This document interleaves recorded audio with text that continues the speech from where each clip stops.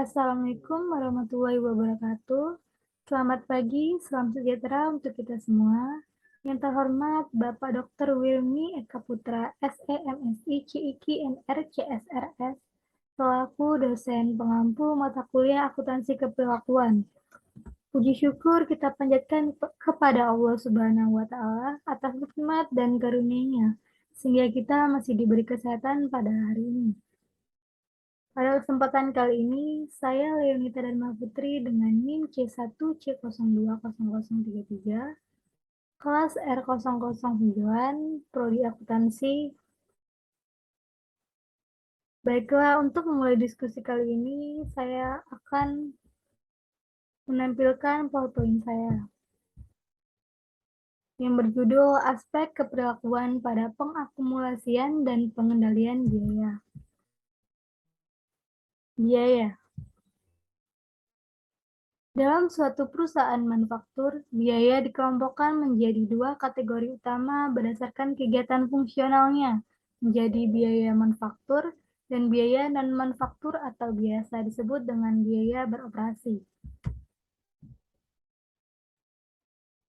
Biaya manufaktur adalah semua biaya dalam kegiatan fabrikasi perusahaan.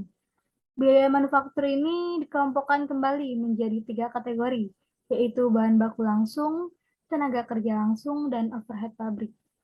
Bahan baku langsung adalah seluruh bahan baku dalam kegiatan produksi, sedangkan bahan baku tidak langsung ini adalah bahan baku yang menjadi penunjang atau pembantu dalam berproduksi dan dikelompokkan sebagai bagian dari overhead pabrik. Tenaga kerja langsung adalah tenaga kerja yang dilibatkan secara langsung dalam pembuatan produk, sedangkan tenaga kerja tidak langsung ini membantu dalam pembuatan produk dan digolongkan sebagai biaya overhead pabrik. Biaya overhead pabrik adalah semua biaya manufaktur, kecuali bahan baku langsung dan tenaga kerja langsung. Overhead disebut juga overhead manufaktur. Biaya manufaktur tidak langsung dan beban pabrik. Pentingnya manajemen biaya. Menurut Marianta tahun 2018, manajemen biaya adalah sistem yang didesain untuk menyediakan informasi bagi manajemen untuk pengidentifikasian peluang-peluang penyempurnaan, perencanaan strategi, dan pembuatan keputusan operasional tentang pengadaan dan penggunaan sumber daya yang diperlukan oleh organisasi. Kebanyakan pendapatan penjualan dalam suatu perusahaan dihasilkan dengan mengeluarkan biaya. Oleh karena itu, manajemen biaya adalah penting. Anggaran dan analisis biaya adalah salah satu cara mengendalikan dan mengatur biaya untuk memperbaiki laba bersih. Selain itu, terdapat cara lain dalam memperbaiki laba bersih, yaitu dengan mengurangi biaya tanpa memperdulikan konsekuensinya. Salah satu cara terbaik untuk mengatur biaya adalah memahami bahwa terdapat banyak jenis biaya. Jika satu biaya dapat dikenali dari jenis biaya yang sedang dipertimbangkan, maka keputusan yang dibuat akan menjadi lebih baik. Sistem biaya tradisional dan biaya standar. Sistem biaya tradisional. Istilah tradisional mengacu pada sistem biaya yang membatasi input pada biaya historis dan mengusahakan penyerapan penuh atas biaya tetap dan variabel oleh unit produk atau jasa. Sistem biaya ini fokus utamanya adalah pada identifikasi dan akumulasi biaya per unit produk atau jasa yang digunakan untuk menghitung nilai persediaan dan data biaya harga pokok penjualan atau jasa. Yang digunakan untuk menghitung nilai persediaan dan data biaya harga pokok penjualan atau jasa yang diberikan untuk pelaporan keuangan eksternal. Sistem biaya standar. Sistem biaya standar ini mencerminkan pencampuran yang potensial efektif dari akuntansi dengan konsep pengendalian dari teori organisasi modern. Biaya standar ini adalah sasaran biaya per unit produk atau jasa yang ditentukan sebelumnya secara ilmiah yang kemudian dikembangkan melalui studi teknik dan akuntansi. Biaya standar ini mencerminkan estimasi terinci dan canggih tentang besarnya biaya untuk melaksanakan suatu tugas tertentu atau menghasilkan suatu produk tertentu. Tujuan dan penggunaan sistem akuntansi biaya. Akuntansi biaya mengidentifikasikan, menguantifikasi, mengakumulasikan, dan melaporkan unsur biaya dalam proses produksi, barang, atau penyerahan jasa. Akuntansi biaya ini melayani pengguna eksternal seperti pemegang saham melalui akumulasi biaya untuk menilai persediaan dan penentuan laba. Sedangkan dalam membantu perencanaan, pengendalian, dan evaluasi kegiatan operasional harian dan orang yang bertanggung jawab untuk itu, akuntansi biaya ini menyediakan manajemen dengan informasi biaya yang tepat waktu dan relevan. Selain itu, data biaya juga berperan dalam analisis dan penilaian profitabilitas relatif atau tingkat diinginkannya suatu alternatif keputusan. Sistem biaya standar. Ruang lingkup. Pada awalnya, sistem biaya standar ini adalah suatu pencatatan biaya produksi pada standar. Unit-unit dari aliran persediaan sepanjang akun persediaan pada biaya standar per unit. Ketika harga yang sebenarnya diketahui, ayat jurnal penyesuaian yang dibuat yang menyatakan kembali setiap akun neraca dari standar ke aktual. Komponen dari ayat jurnal penyesuaian ini menyediakan informasi tentang kinerja periode perusahaan, terutama tentang efisiensi produksi dan pengendalian biaya. Sistem biaya standar ini mencerminkan pencampuran yang potensial efektif dari akuntansi dengan konsep pengendalian dari teori organisasi modern. Sistem biaya standar dan anggaran fleksibel. Penganggaran fleksibel dan sistem biaya standar memiliki hubungan yang penting. Taksiran biaya standar sebenarnya menginventarisasi sepanjang periode pada jumlah anggaran fleksibel. Anggaran fleksibel merupakan anggaran biaya per unit dikalikan dengan jumlah unit aktual.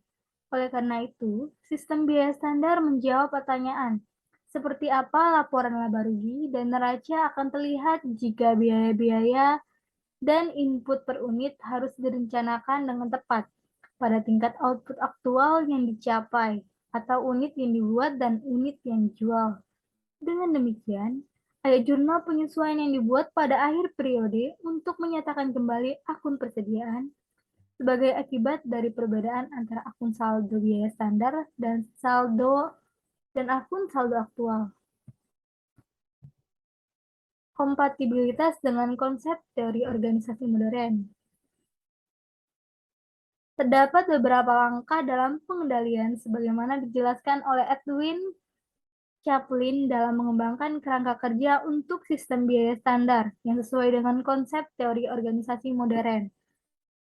Terdapat 6 di antaranya. Yang pertama, penetapan tujuan organisasi.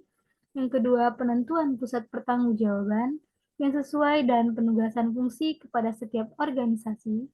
Yang ketiga, pengisian staf dari pusat pertanggungjawaban dengan individu-individu yang berkemampuan, motivasi, dan pengetahuan yang mencukupi untuk melakukan fungsinya. Yang keempat, penciptaan jalur komunikasi antara pusat pertanggungjawaban dan unit organisasi lainnya, serta di mana perlu lingkungan eksternal. Yang kelima, pengembangan prosedur yang memastikan bahwa informasi yang mencukupi, relevan, dan tepat waktu sepanjang jalur komunikasi. Dan yang terakhir, desain dan implementasi mekanisme pengendalian yang mengukur dan mengevaluasi kinerja dalam hal tujuan organisasi dan memberikan umpan balik mengenai penyesuaian yang diperlukan dalam tujuan dan kinerja. Perhitungan biaya langsung atau variabel. Filosofi yang mendasari. Seluruh metode akuntansi biaya tradisional yang sesuai dengan konsep biaya tersebut membebankan unit produk atau jasa dengan biaya penuh.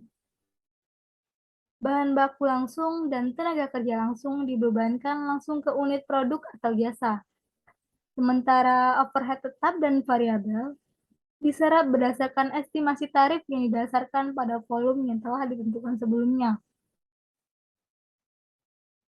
Dasar yang digunakan untuk penyerapan berbeda dengan tingkat kapasitas yang telah ditentukan sebelumnya, maka prosedur penyerapan akan menimbulkan penyerapan terlalu tinggi atau terlalu rendah atas overhead manufaktur. Perhitungan biaya langsung atau biaya variabel membedakan antara biaya produksi dengan biaya untuk siap menghasilkan.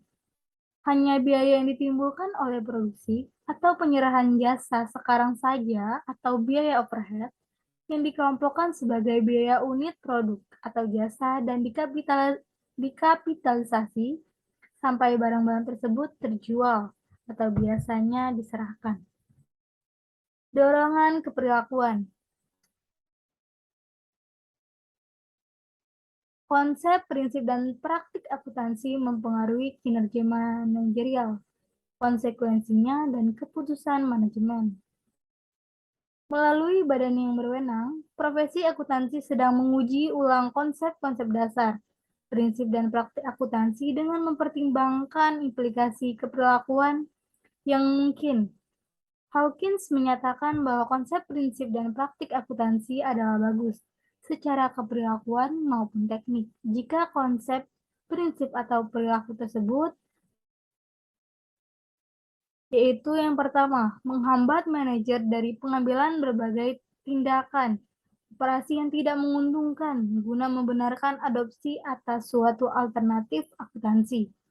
Yang kedua, menghambat adopsi atas praktik akuntansi oleh perusahaan yang hanya menciptakan ilusi kinerja. Pengambilan keputusan.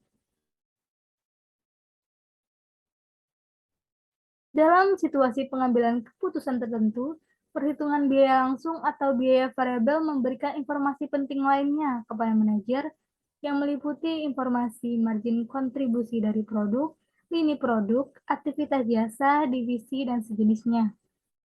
Beberapa situasi pengambilan keputusan yang umum yaitu yang pertama, keputusan bauran produk. Ketika dihadapkan dengan keputusan ini, manajer penjualan yang mengetahui margin kontribusi dari produk-produknya akan jauh lebih mampu untuk memutuskan produk yang mana yang akan didorong dan produk mana yang harus dikurangi atau ditolerir hanya karena penjualannya menguntungkan daripada produk lain. Yang kedua, penentuan harga produk baru. Untuk mendorong perusahaan untuk menggunakan produk baru secara percobaan, manajemen dapat menjualnya pada biaya variabel. Kemudian setelah produk itu diuji secara mencukupi dan diterima pemakai, produk tersebut akan ditetapkan harganya pada biaya penuh ditambah dengan markup yang konsisten dengan tujuan laba perusahaan secara keseluruhan. Yang ketiga, penetrasi pasar. Manajer dapat menggunakan biaya variabel sebagai dasar untuk menentukan harga ketika mereka bermaksud memasuki pasar baru dengan produk yang sudah ada, atau ketika mereka terpaksa menghadapi persaingan yang semakin meningkat selama periode di mana permintaan menurun. Yang keempat, penghapusan produk. Margin kontribusi akan membantu manajemen dalam menentukan apakah akan menghentikan suatu produk atau hanya berhenti menjualnya di pasar tertentu. 5. Pesanan khusus. Perusahaan juga dihadapkan dengan dua situasi pesanan khusus. Situasi tersebut dapat melibatkan akomodasi untuk pelanggan istimewa atau persyaratan khusus untuk ukuran, metode pengiriman, dan pengemasan. Sepanjang pesanan khusus tidak melibatkan perubahan utama dalam proses produksi dan sepanjang perusahaan memiliki kapasitas yang belum digunakan, harga penjualan berapapun di atas biaya variabel akan memperbaiki profitabilitas secara keseluruhan. Yang keenam, kampanye iklan dan promosi. Untuk meningkatkan volume penjualan, perusahaan dapat mengadakan kampanye iklan dan promosi khusus. Semakin tinggi margin kontribusi dari produk yang dipromosikan, maka semakin besar pula manfaat bersih potensialnya. Begitupun sebaliknya, jika semakin rendah margin kontribusi, maka semakin banyak pula tambahan unit yang harus dijual untuk menutupi tambahan biaya. Yang terakhir, keputusan mengurangi biaya. Jika harga jual suatu perusahaan ditetapkan oleh pesaing, maka manajemen akan mengetahui besarnya biaya variabel yang diperkenankan pada volume operasi saat ini, jika tujuan laba tertentu harus dicapai. Pengetahuan ini akan mendorong manajemen untuk waspada terhadap biaya, serta memperkenalkan alat dan prosedur untuk menghemat biaya. Aspek keperlakuan dari langkah akuntansi biaya yang dipilih. Yang pertama, penetapan standar. Raymond Miles dan Roger Van mengemukakan 4 persyarat utama sistem pengendalian yang unggul secara keberlakuan. Antara lain, yang pertama, standar haruslah ditetapkan dengan cara sedemikian rupa, sehingga orang menerimanya sebagai sesuatu yang realistis dan bukannya arbitrer. Yang kedua, orang-orang harus merasa bahwa mereka berpengaruh dalam penetapan tujuan. Artinya orang ini harus merasa bahwa mereka memiliki pengaruh dalam menetapkan tujuan mereka sendiri. Yang ketiga, orang-orang harus yakin bahwa mereka tidak akan dihukum secara tidak adil untuk variasi normal yang terjadi secara kebetulan dalam kinerja. Yang keempat, umpan balik atas kinerja haruslah bertujuan untuk koreksi maupun evaluasi. Dua dari persyarat yang dianjurkan di atas berkaitan secara langsung dengan penetapan standar. Individu akan menerima tujuan kinerja yang realistis dan dapat dicapai hanya jika mereka dilibatkan dalam proses penetapan standar. Partisipasi dalam penetapan standar. Dalam salah satu studi empiris, mereka menggunakan teori disonansi kognitif untuk mendapatkan lebih banyak wawasan mengenai penyebab partisipasi lebih efektif dalam penetapan standar kinerja. Teori disonansi kognitif ini terpusat pada 3 konsep kunci, yaitu kemauan, disonansi, dan komitmen.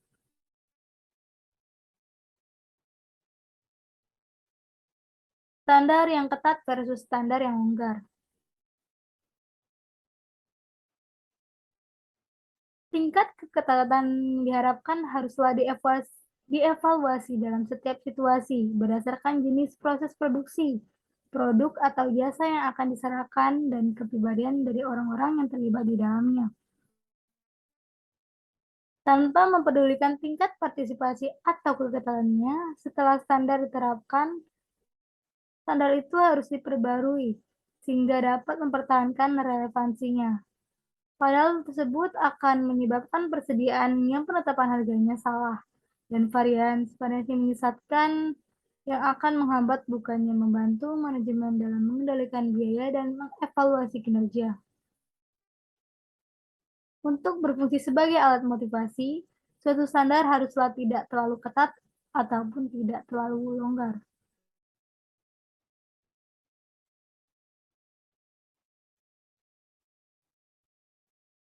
Standar yang ketat adalah tantangan yang berguna hanya bagi mandor atau manajer yang termotivasi oleh kebutuhan prestasi yang luar biasa. Sedangkan bagi kebanyakan individu, standar yang terlalu ketat ini kemungkinan kegagalan menimbulkan frustasi dan kecil hati. Kinerja mereka akan mengalami penurunan karena mereka berhenti melakukan perbaikan. Sedangkan standar yang longgar tidak memberikan manfaat motivasional apapun karena standar tersebut begitu mudah dicapai. Jadi mandor dan manajer akan mengabaikan standar tersebut karena dianggap tidak berarti. Penyerapan overhead. Praktik umum untuk membebankan overhead manufaktur tetap dan variabel ke produk pada tarif estimasi yang didasarkan pada tingkat yang telah ditentukan sebelumnya. Ketika dasar yang digunakan untuk penyerapan berbeda dengan yang telah ditentukan sebelumnya, maka variansi yang dibebankan terlalu tinggi atau terlalu rendah akan terjadi. Ukuran dari variansi ini juga dipengaruhi oleh tingkat kapasitas yang dipilih sebagai penyebut dalam penentuan tarif tersebut. Undang-undang Pajak Penghasilan memberikan dorongan untuk menggunakan tingkat kapasitas aktual yang dapat dicapai sebagai penyebut dalam perhitungan tarif. Meskipun perusahaan dicegah untuk menggunakan perhitungan biaya langsung atau biaya variabel untuk menentukan laba kena pajak, perusahaan diperbolehkan menggunakan kapasitas yang sekarang dapat dicapai sebagai dasar untuk menentukan tarif yang digunakan dalam menyerap overhead tetap ke produk. Porsi, volume, dan kapasitas dari varian yang dibebankan terlalu rendah dapat dibebankan pada periode terjadinya. Hanya varians anggaran dan efisiensi yang perlu dikapitalisasi. Alokasi biaya tidak langsung. Literatur mengenai alokasi biaya tidak langsung kebanyakan berkaitan dengan aspek perhitungan alokasi. Literatur tersebut benar-benar mengabaikan sensitivitas keperilakuan, yang merupakan komponen terbesar ketika digunakan dalam evaluasi kinerja dan pengambilan keputusan. Satu-satunya rekomendasi yang ditawarkan oleh peneliti dan pendidik adalah perusahaan harus menghindari membebankan biaya pada pusat pertanggungjawaban biaya, di mana pusat pertanggungjawaban tersebut tidak mempunyai pengendalian langsung dan tidak langsung. Alokasi biaya bukanlah pendekatan dan sempurna untuk menentukan biaya yang terjadi dari desentralisasi maupun alat untuk menghilangkan konsumsi berlebihan dari seorang penyedia, dan bukan juga alat untuk mengukur degradasi maupun penundaan biaya yang ditimbulkan dari sumber daya atau jasa yang digunakan bersama. Namun, tidak ada keraguan bahwa hal tersebut berfungsi dalam situasi tertentu sebagai mekanisme untuk memotivasi dan mengendalikan manajer. Analisis varians.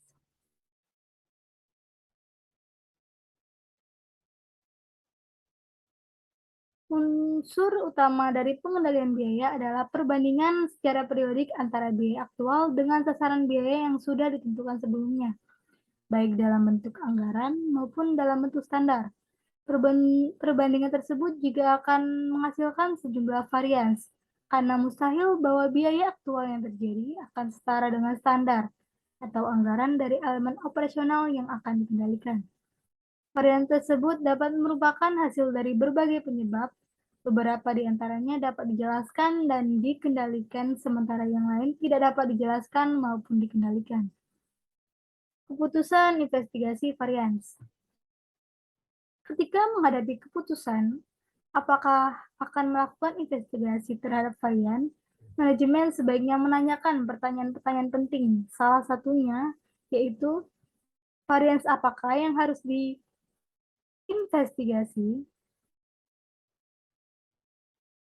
Keputusan manajemen semata-mata bergantung pada penilaiannya atas signifikansi diskrepansi yang diamati. Varians ini memiliki signifikansi pengendalian hanya jika varians tersebut berasal dari penyebab yang dapat ditentukan. Dengan kata lain, tidak bersifat acak dan rentan terhadap tindakan perbaikan.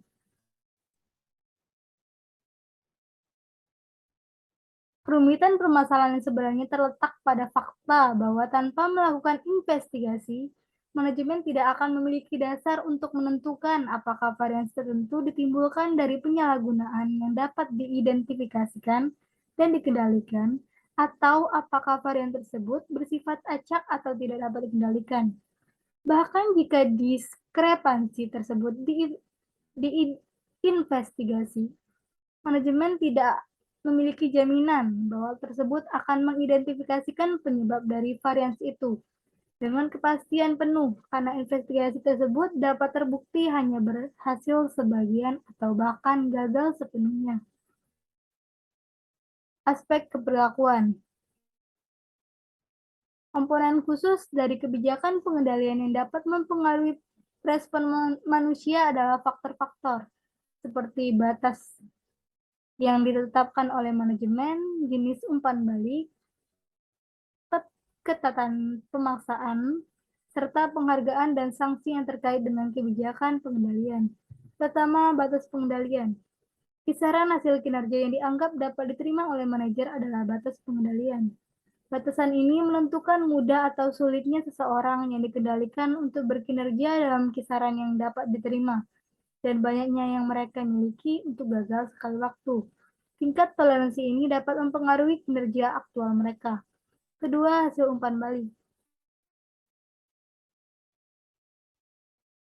Umpan balik yang positif akan memberitahu mereka bahwa mereka ada pada jalur yang tepat dan akan merasa termotivasi untuk mengurangi usaha yang sama. Umpan balik yang negatif tidak akan secara otomatis mendorong mereka untuk melakukan usaha yang lebih besar, tetapi dapat secara perlahan-lahan menurunkan tingkat aspirasi mereka serta mengikis tingkat usaha dan kinerja mereka. Keketatan pemaksaan. Keketatan pemaksaan ini akan menimbulkan tekanan dalam diri individu yang dikendalikan. Sementara tekanan dapat menyegarkan individu-individu tertentu, tekanan tersebut dapat mengintimidasi yang lain dan menurunkan kinerja mereka yang sudah buruk lebih jauh lagi. Struktur penghargaan. Orang atau sekelompok orang akan memodifikasi perilaku mereka yang tidak diinginkan dan mengulangi perilaku yang diinginkan ketika mereka memandang bahwa perubahan atau pengulangan perilaku tersebut disertai dengan penghargaan intrinsik maupun penghargaan ekstrinsik. Terdapat umpan balik psikologis antara berbagai faktor dari kebijakan pengendalian dengan kinerja masa depan. Kebijakan pengendalian yang ideal harus dibuat khusus dan bervariasi dari situasi ke situasi.